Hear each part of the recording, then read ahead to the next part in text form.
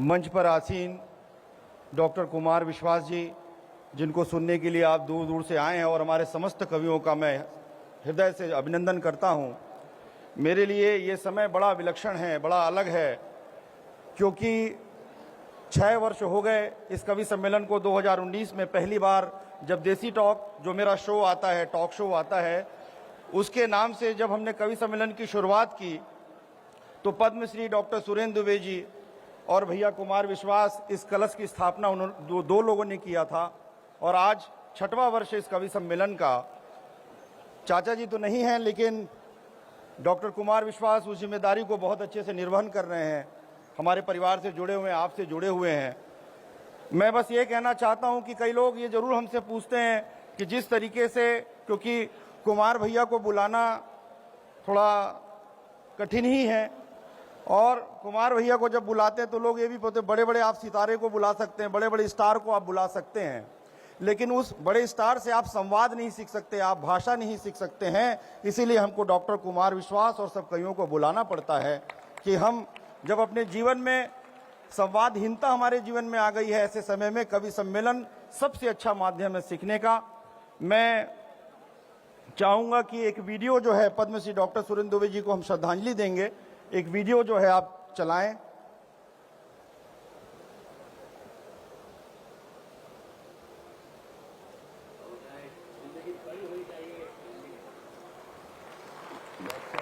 सुरेंद्र दुबे, साहित्य।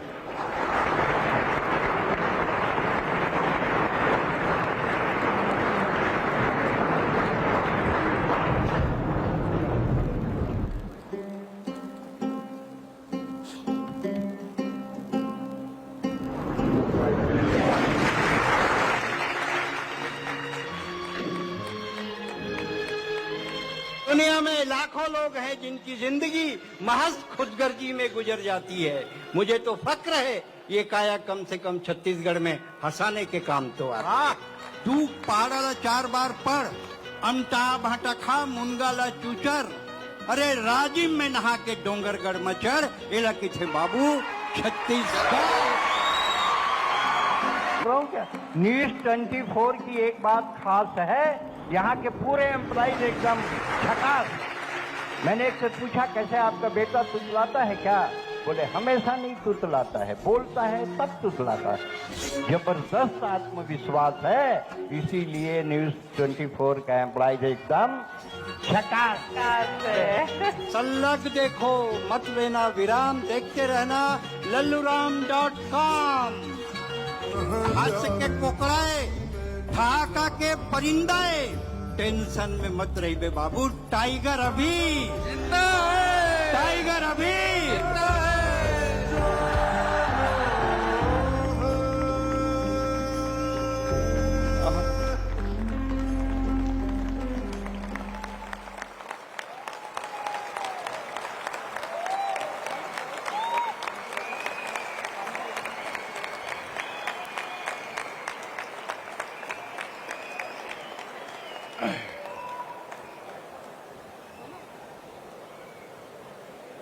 मैं काकी श्री शशि सुरेंद्र दुबे जी को आमंत्रित करूंगा कि उनकी कमी को वो पूरा करें।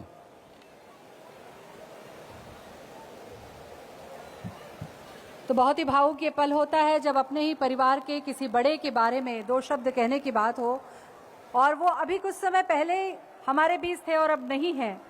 ऐसे में संदीप अखिल, जो कि उनके भतीजे हैं, बोलते बोलते गला भराना बहुत स्वाभाविक है कि जिनका बचपन गुजरा हो और छत्तीसगढ़ जिनको देखते हुए सुनते हुए कविता बड़ा हुआ हो, और उन्होंने ऐसी ऐसी कविताएं इस अंदाज में कही है कि मुझे लगता है सबके दिलों पर वो आज भी राज करते हैं और हमेशा करते रहेंगे।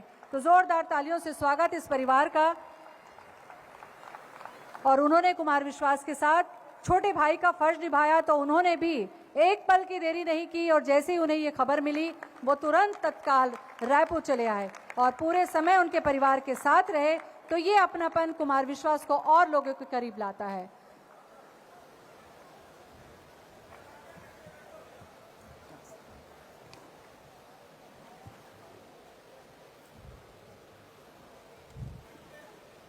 आप सभी ले जय जोहार।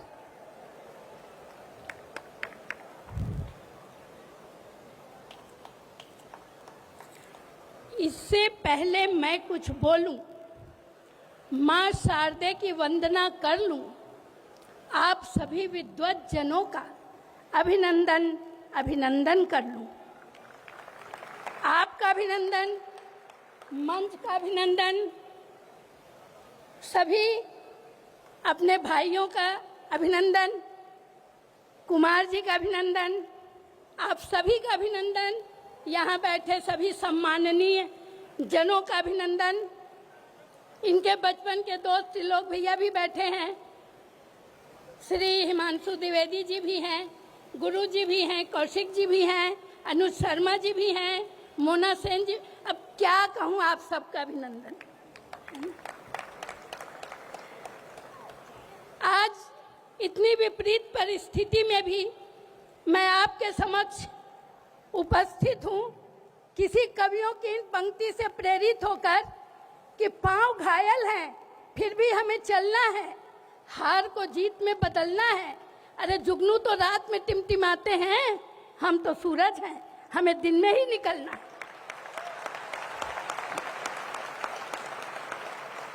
कोई चैन से नहीं सोता है, सबका दिल दर्द से भरा होता है। ये बात और है कि किसी का दर्द रोकर तो किसी का हंसकर बयां होता है। तो मैं अपना दर्द आपके समक्ष कविता के माध्यम से व्यक्त कर रही हूँ। आप लोग बहुत अच्छा सुन रहे हैं।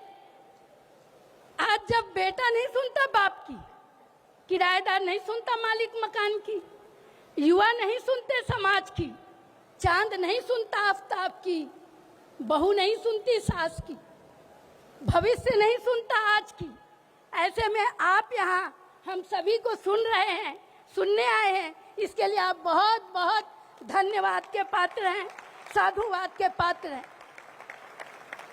मैं श्रद्धांजलि स्वरूप इनको एक कविता के माध्यम से इनको देती हूँ।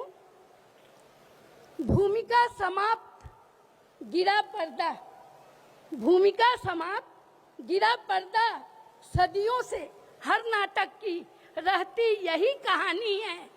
सो मस्त गोआन की परंपरा हम सभी को निभानी।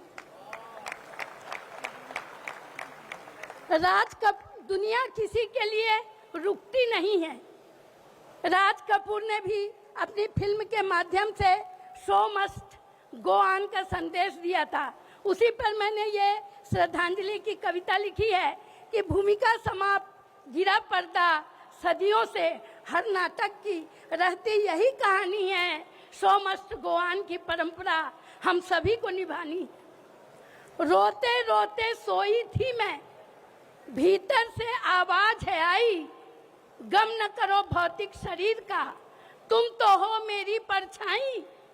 पोंछ लो अपने आंसू तमाम, काया तो आनी जानी है, और सो मस्त गोआन की परंपरा हम सभी को निभानी। चलती हैं नदियां, चलते हैं तारे, रुका जो जरा फिसल जाते सहारे। छोड़े हैं मैंने कई काम अधूरे, करोगी तभी तो होंगे वो पूरे।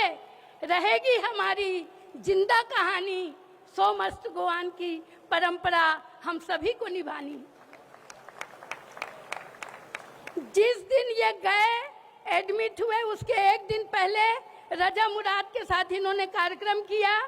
2 दिन बाद इनका जोधपुर जाने का सूटकेस बंधा था। तो मैं कहना चाहती हूँ कि जीवन भर तुमने अपनी काया से जनता को हंसाया था। जीवन भर तुमने अपनी काया से जनता को हंसाया था। दर्द भरे उनके घावों पर हास्य का मरहम लगाया था। उन दर्दीले घावों की पीड़ा मुझको अब सहलानी है। असो मस्त गोआन की परंपरा अब मुझे ही निभानी है। फिर भी मैं एक वादा उनसे करती हूँ कि मध्यांतर हुआ नाटक का, पटाक्षेप अभी हुआ नहीं है। मध्यांतर हुआ नाटक का, पटाक्षेप अभी हुआ नहीं है। जब तक जीवित हूँ मैं जग में, अस्तित्व तुम्हारा मिटा नहीं है। जिंदा रखूंगी सबके दिलों में यह बात हृदय में ठानी है। असो मस्त भगवान की परंपरा अब मुझे ही निभानी। तो जैसा कि वो कहते थे, हास्य के कोकड़ाए, ठहाका के परिंदाए, हमला भी कोई चिंता नहीं है, टाइगर अभी जिंदा है। और काका कहूँ गे नहीं है, सांस ले भर गए। धन्यवाद। आप सभी खड़े होकर एक बार अभिवादन करें, श्रद्धांजलि दे पद्मश्री डॉक्टर सुरेंद्र दुबे जी को।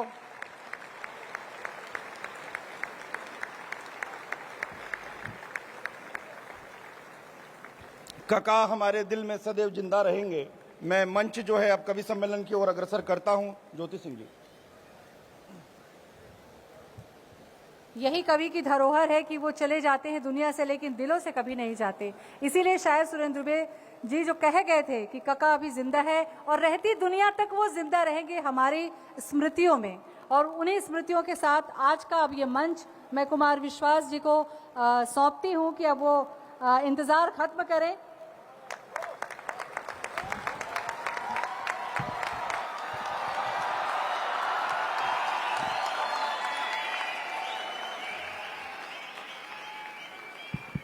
जय जोहार। आपने इतनी कम तालियां बजाई कि मुझे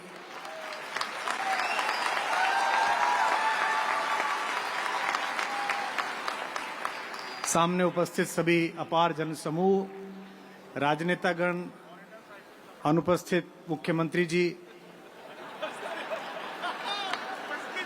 नहीं कुर्सी लगी है तो प्रोटोकॉल में बोलना तो पड़ेगा कि लगी है। हालांकि बाकी भाजपा के नेता आसपास बैठे हैं और ये बड़ी सतर्कता का समय है कि मुख्यमंत्री की किसी भाजपा की कुर्सी खाली हो और बाकी नेता बैठे हुए हों। भाजपा में ये काफी सतर्कता का समय है।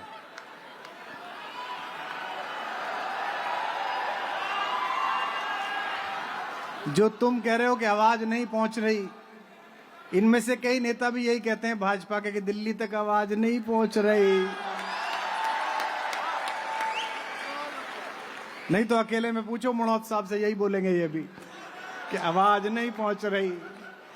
नई नई शपथ लेकर बैठे हुए गुरु खुशवंत जी, हा इतना हैंडसम मंत्री है यार, देखो यार। अब इन्होंने शपथ ले ली है, एक ही शपथ रह गई है कि अभी तो इन्होंने संविधान के नाम पे शपथ ली है, अभी ईश्वर के नाम पे शपथ लेके विवाह और करें तो अच्छा हो जाए, इनका जीवन सफल हो। हम सबके मार्गदर्शक और हमारे बड़े भाई, मेरे प्रति अप्रतिम स्नेह रखने वाले प्रदेश के यशस्वी जननायक आदरणीय रमन सिंह जी पधारे हैं। एक बार जोरदार तालियों के साथ आप उनका स्वागत कर दीजिएगा। किसी भी परिसर में उनकी उपस्थिति पिछले 25-30 वर्षों से उनसे संपर्क है, उस कार्यक्रम की गरिमा को सुनिश्चित करती है जब वो आ जाते हैं।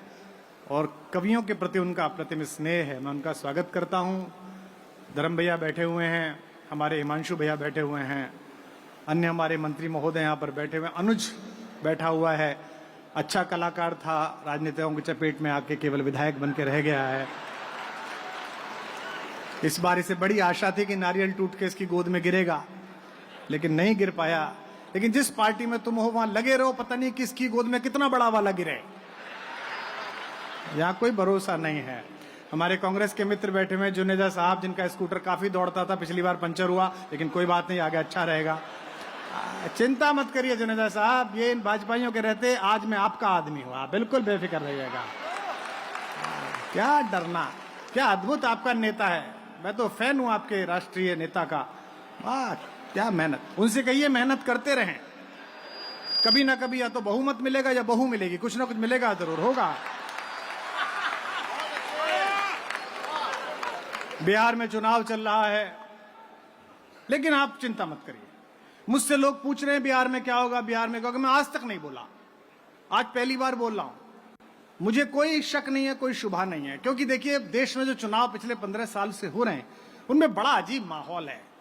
हमारे कांग्रेस के मित्र पूरा दम लगाए रहते हैं कि चुनाव में पंजे पे बटन दबाइए हमें जिताइए, समाजवादी वाले कहते हैं साइकिल पे बटन दबाइए हमें जिताइए, जन स्वराज वाले कह रहे हैं बस्ते पे बटन दबाइए हम जिताइए, भाजपा वाले कहते नहीं है वो कहते हैं आप कोई सा बटन दबाइए, कोई दिक्कत नहीं है।